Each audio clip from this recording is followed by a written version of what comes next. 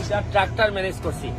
আপনারা বলতে পারেন যে এই ব্যারিস্টার কি আবার ট্রাক্টরের ব্যবসা শুরু করবে কিনা? না, আসলে আমার ছোটবেলা থেকে অভিজ্ঞতা, এলজিডির যত রাস্তা আছে, পিআইওর যত রাস্তা আছে, সবগুলা ছোট ছোট গর্ত হয়।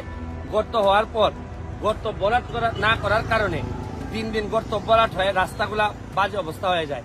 তারপরে আবার তদবির করে কাজ আনতে হয়, কাজ আনার পর কাজ টিকে না, আবার গর্ত হয়, আবার সরকারের কোটি কোটি টাকা যায়, কিন্তু জনগণের লাভ হয় না, যন্ত্রণা হয়। এই জন্য এই দুইটা ট্রাক্টরের ব্যবস্থা করছে আমার দুই উপজেলার জন্য। এক উপজেলা থেকে আমাদের জাপানি মালিক ভাই ট্রাক্টরটা দিচ্ছেন, এবং আরেক উপজেলা থেকে আমাদের ফরিদ ভাই, উনি একজন ব্যবসায়ী, মাধবপুর উপজেলায় উনি একটা ট্রাক্টর দিচ্ছেন।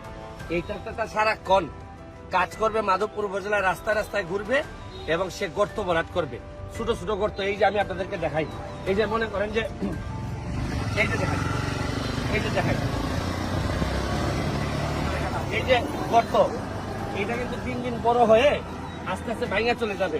এখন আমি এই জায়গা এই ট্রাক্টরের মাধ্যমে ছোট ছোট, এখন কাজের কামলা মানে কাজের লোক থাকবে কে?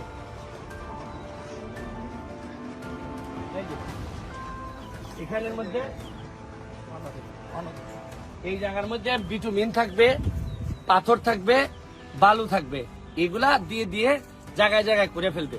এই টাকাগুলো আমি এমপি হিসাবে ম্যানেজ করব, দুইজনের বেতন আমি ম্যানেজ করব। কিন্তু ট্রাক্টরটা দেওয়ার জন্য ধন্যবাদ জানাচ্ছি মালিক ভাই এবং ফরিদ ভাইকে। মালিক ভাই, আপনার যে অনুভূতিটা একটু যদি বলেন, যে কি কারণে আপনার ভালো লাগতেছে নাকি ট্রাক্টরটা দিয়া?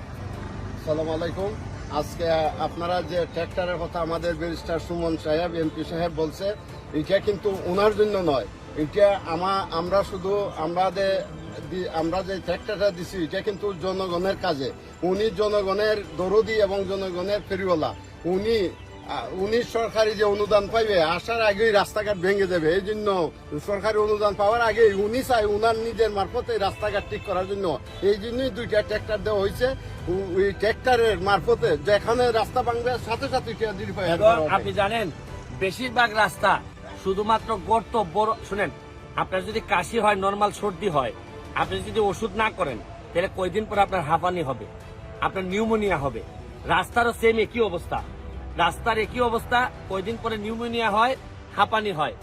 প্রথমে শুধু কাশি সর্দি থাকা অবস্থায় যদি আমরা ঠিক করতে পারি, তাহলে আর নিউমোনিয়া হাঁপানি হবে না। এই জন্যই দুইটা রাস্তার ব্যবস্থা আমি করছি। সবাই দোয়া করবেন।